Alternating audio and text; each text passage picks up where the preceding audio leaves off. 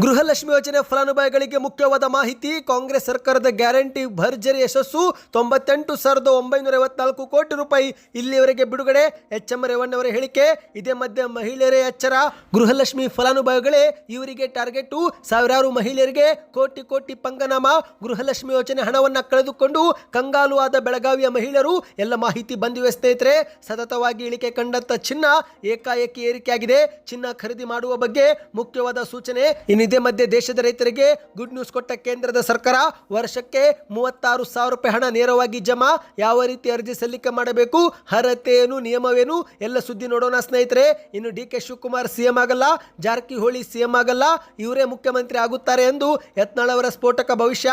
ಇನ್ನು ನಾನು 2028ಕ್ಕೆ ಮುಖ್ಯಮಂತ್ರಿ ಆಗಿ 11 JCB ಪೂಜೆ ಮಾಡ್ತೀನಿ ಎಂದು ಹೇಳಿಕೆಯನ್ನ ಕೊಟ್ಟಿದ್ದಾರೆ. ಈ ಎಲ್ಲ ಸುದ್ದಿಗಳನ್ನ ಒಂದೊಂದಾಗಿ ಡೀಟೇಲ್ ಆಗಿ ನೋಡೋಕ್ಕಿಂತ ಮೊದಲು ನೀವು ನಮ್ಮ ಚಾನಲ್ಗೆ ಮೊದಲು ಬಾರಿ ಭೇಟಿ ಕೊಡ್ತಾ ಇದ್ರೆ ದಯವಿಟ್ಟು ಕೆಳಗೆ ಕಾಣುವಂತಹ ಸಬ್ಸ್ಕ್ರೈಬ್ ಬಟನ್ ಮೇಲೆ ಕ್ಲಿಕ್ ಮಾಡ್ತಾ ಪಕ್ಕದಲ್ಲಿ ಕಾಣಿಸೋ ಗಂಟೆ ಕೂಡ ಒತ್ತಿ ಸ್ನೇಹಿತರೆ. ಈ ಒಂದು ವಿಡಿಯೋ ಬಹಳ ಮುಖ್ಯವಾಗಲಿದೆ, ಹಾಗಾಗಿ ವಿಡಿಯೋನ ಪೂರ್ತಿಯಾಗಿ ನೋಡಿ ಮತ್ತು ಚಾನಲ್ಗೆ ಸಬ್ಸ್ಕ್ರೈಬ್ ಕೂಡ ಮಾಡಿಕೊಳ್ಳಿ. ಬನ್ನಿ ಸ್ನೇಹಿತರೆ, ಎಲ್ಲ ಮುಖ್ಯವಾದ ಮಾಹಿತಿಗಳನ್ನು ಡೀಟೇಲ್ ಆಗಿ ನೋಡೋಣ. ನೀವು ಕೂಡ ಗೃಹಲಕ್ಷ್ಮಿ ಯೋಜನೆ ಫಲಾನುಭವಿಗಳಾಗಿದ್ದರೆ ಈ ಒಂದು ವಿಡಿಯೋ ಸ್ವಲ್ಪ ಸ್ಕಿಪ್ ಮಾಡದೆ ಪೂರ್ತಿಯಾಗಿ ನೋಡಿ. ಯಾಕಂದರೆ ಗೃಹಲಕ್ಷ್ಮಿಯರಿಗೆ ಒಂದು ಮುಖ್ಯವಾದ ಮಾಹಿತಿ ಬಂದಿದೆ. ಮೊದಲಿಗೆ ಸ್ನೇಹಿತರೆ, ಕಾಂಗ್ರೆಸ್ ಸರ್ಕಾರದ ಗ್ಯಾರಂಟಿಗಳು ಯಶಸ್ವಿಯಾಗಿ ಜಾರಿಗೆ ಆಗಿದ್ದು ಇಲ್ಲಿಯವರೆಗೆ 98,954 ಕೋಟಿ ರೂಪಾಯಿ ಖರ್ಚು ಮಾಡಲಾಗಿದೆ ಎಂದು ಎಚ್ ಎಂ ರೇವಣ್ಣವರು ಹೇಳಿಕೆಯನ್ನು ಕೊಟ್ಟಿದ್ದಾರೆ. ಹೌದು, ದೇಶದಲ್ಲಿ ಈ ಒಂದು ಹಿಂದೆ ಗುಜರಾತ್ ಮಾದರಿ ಎನ್ನುತ್ತಿದ್ರು, ಆದರೆ ಇದೀಗ ಕರ್ನಾಟಕ ಮಾದರಿ ಎನ್ನುತ್ತಿದ್ದಾರೆ. ಮುಖ್ಯಮಂತ್ರಿ ಸಿದ್ದರಾಮಯ್ಯ ನೇತೃತ್ವದ ಕಾಂಗ್ರೆಸ್ ಸರ್ಕಾರ ಒಟ್ಟು 98,954 ಕೋಟಿ ಮೊತ್ತದ ಹಣವನ್ನು ಅರ್ಹ ಫಲಾನುಭವಿಗಳಿಗೆ ನೇರವಾಗಿ ನೀಡಿದೆ ಎಂದು ಗ್ಯಾರಂಟಿ ಯೋಜನೆಗಳ ಅನುಷ್ಠಾನ ಪ್ರಾಧಿಕಾರದ ಅಧ್ಯಕ್ಷಕ ಎಚ್ ಎಂ ರೇವಣ್ಣವರು ಹೇಳಿಕೆಯನ್ನು ಕೊಟ್ಟಿದ್ದಾರೆ. ಹೌದು, ಆ ಒಂದು ದೃಶ್ಯವನ್ನು ಕೂಡ ನೀವು ಸ್ಕ್ರೀನ್ ಮೇಲೆ ನೋಡ್ತಿರಬಹುದು ಸ್ನೇಹಿತರೆ. ಇಂದು ಬಂಟ್ವಾಳದ ಅಂಬೇಡ್ಕರ್ ಭವನದಲ್ಲಿ ಪಂಚ ಗ್ಯಾರಂಟಿ ಯೋಜನೆಗಳ ಅನುಷ್ಠಾನ ಸಮಿತಿಯಿಂದ ಆಯೋಜನೆ ಮಾಡಲಾಗಿದ್ದಂತ ಗೃಹಲಕ್ಷ್ಮಿ ಫಲಾನುಭವಿಗಳ ಸ್ವಸಹಾಯ ಸಂಘ ಉದ್ಘಾಟನೆ ಮಾಡಿ ಮಾಧ್ಯಮಗಳ ಮುಂದೆ ಮಾತನಾಡಿದ್ದಾರೆ. ಇಂದು ಮಹಿಳೆಯರಿಗಾಗಿ ಜಾರಿಗೆ ತಂದಿರುವ ಉಚಿತ ಬಸ್ ಯೋಜನೆ ಆಗಿರುವ ಶಕ್ತಿ ಯೋಜನೆಯು ಗಿನ್ನಿಸ್ ದಾಖಲೆ ಬರೆದಿದೆ. ಇಲ್ಲಿನ ಗ್ಯಾರಂಟಿ ಯೋಜನೆಗಳ ಬಗ್ಗೆ ಆರ್ಥಿಕ ತಜ್ಞರು ಕೂಡ ದೇಶಾದ್ಯಂತ ಮೆಚ್ಚುಗೆ ವ್ಯಕ್ತಪಡಿಸಿದ್ದಾರೆ.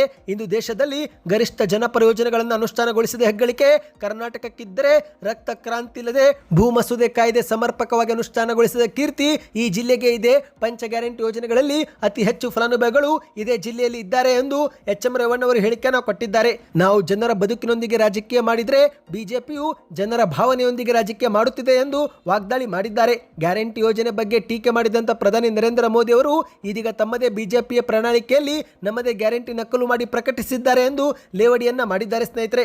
ಇದೇ ಮಧ್ಯೆ ಒಂದು ಮುಖ್ಯವಾದ ಮಾಹಿತಿಗೂ ಹೋಗೋಣ ಸ್ನೇಹಿತರೆ.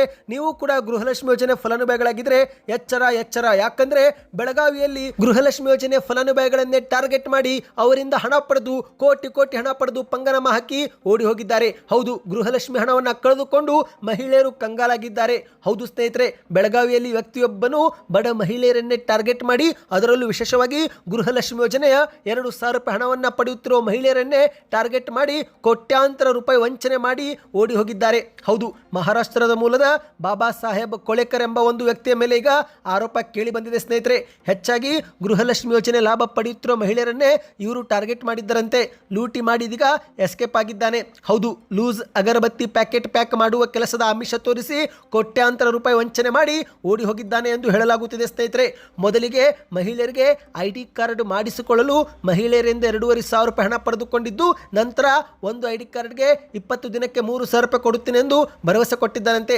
ಅಂದ್ರೆ ಪ್ರತಿ ದಿನಕ್ಕೆ 150 ರೂಪಾಯಿ ಅಂತೆ 20 ದಿನಕ್ಕೆ 3,000 ರೂಪಾಯಿ ಕೊಡುವುದಾಗಿ ಮಹಿಳೆಯರಿಗೆ ನಂಬಿಸಿದ್ದಾನೆ.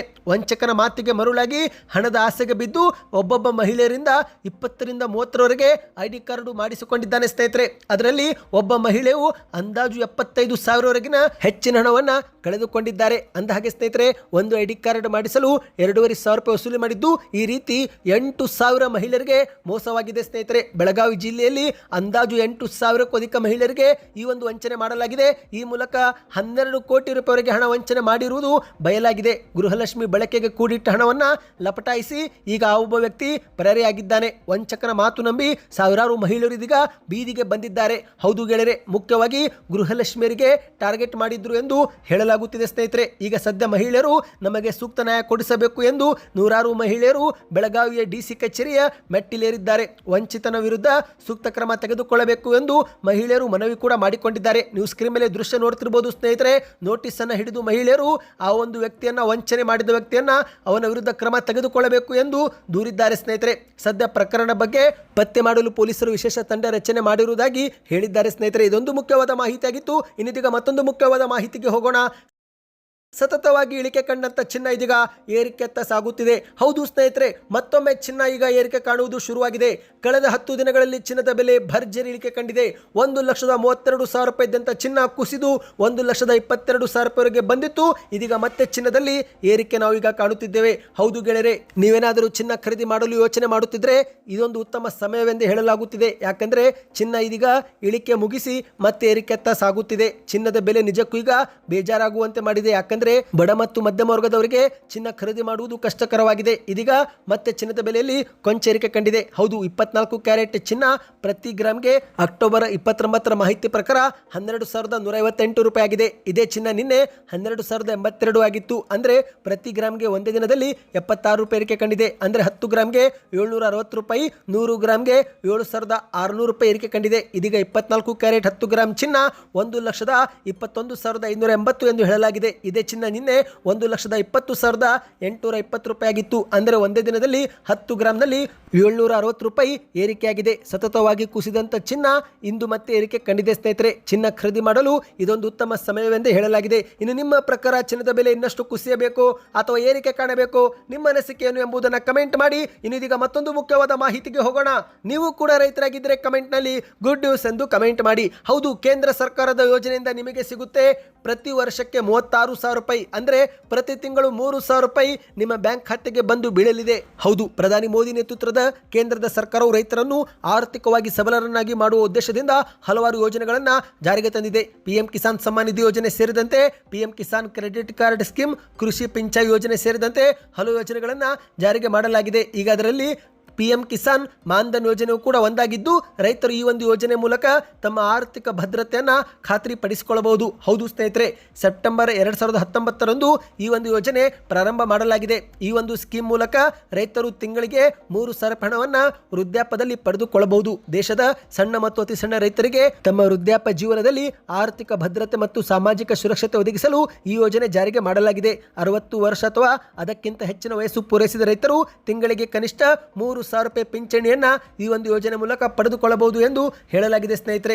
ಈ ಒಂದು ಯೋಜನೆ ಬಗ್ಗೆ ನಿಮಗೆ ಮಾಹಿತಿಗಳು ಬೇಕಂದ್ರೆ ಕಮೆಂಟ್ ನಲ್ಲಿ ಕಿಸಾನ್ ಸ್ಕೀಮ್ ಎಂದು ಕಮೆಂಟ್ ಮಾಡಿ ಸ್ನೇಹಿತರೆ. ಮತ್ತು ಈ ಒಂದು ಯೋಜನೆ ಲಾಭ ಪಡೆದುಕೊಳ್ಳಲು ಆನ್ಲೈನ್ ಮುಖಾಂತರ ಅರ್ಜಿ ಸಲ್ಲಿಕೆ ಮಾಡಬೇಕಾಗುತ್ತೆ. 18ರಿಂದ 40 ವರ್ಷ ವಯಸ್ಸಿನ ಯಾವುದೇ ರೈತರು ಈ ಒಂದು ಯೋಜನೆಯಡಿಯಲ್ಲಿ ನೋಂದಾಯಿಸಿಕೊಳ್ಳಬಹುದು ಮತ್ತು ತಿಂಗಳಿಗೆ 55 ರೂಪಾಯಿಂದ 200 ರೂಪಾಯಿವರೆಗೆ ನೀವು ಹಣವನ್ನು ಇಲ್ಲಿ ಠೇವಣಿ ಮಾಡಬೇಕಾಗುತ್ತೆ. ಈ ಒಂದು ಹಣ ನಿಮ್ಮ ಖಾತೆಯಲ್ಲಿ ಇರುತ್ತೆ ಸ್ನೇಹಿತರೆ.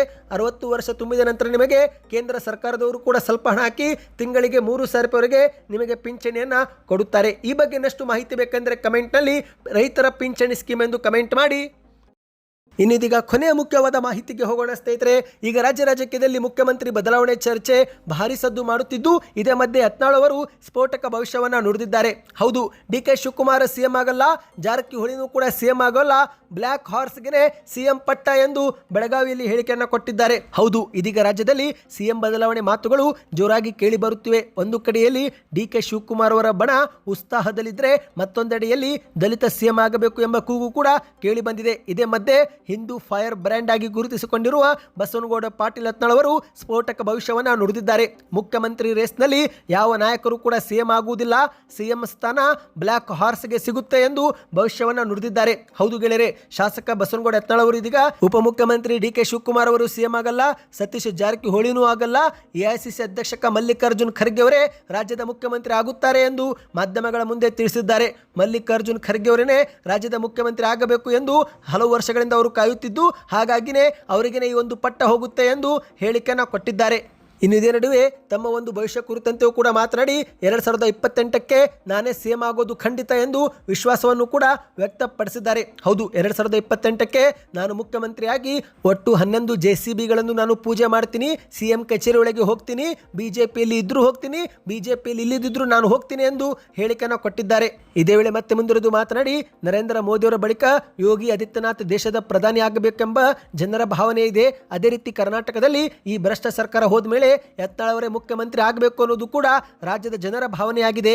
ರಾಜ್ಯದ ಜನರ ಭಾವನೆಯನ್ನು ಹೈಕಮಾಂಡ್ ಒಪ್ಪಿಕೊಳ್ಳಲೇಬೇಕು, ಇಲ್ಲವಾದರೆ JCB ಪಾರ್ಟಿ ರೆಡಿ ಇದೆ ಎಂದು ಮಾಧ್ಯಮಗಳ ಮುಂದೆ ತಿಳಿಸಿದ್ದಾರೆ. ಸದ್ಯಕ್ಕೆ ಎಷ್ಟೇ ಸ್ನೇಹಿತರೆ, ಈ ಎಲ್ಲ ಮಾಹಿತಿಗಳು ನಿಮಗೆ ಇಷ್ಟವಾಯ್ತಾ? ಹಾಗಾದ್ರೆ ಪ್ರತಿಯೊಬ್ಬರು ವಿಡಿಯೋಗೆ ಲೈಕ್ ಮಾಡಿ, ಸೂಪರ್ ನ್ಯೂಸ್ ಎಂದು ಕಮೆಂಟ್ ಕೂಡ ಮಾಡಿ ಸ್ನೇಹಿತರೆ, ಮತ್ತು ವಿಡಿಯೋನ ನಿಮ್ಮ ಗೆಳೆಯರಿಗೂ ಕೂಡ ಶೇರ್ ಮಾಡಿ.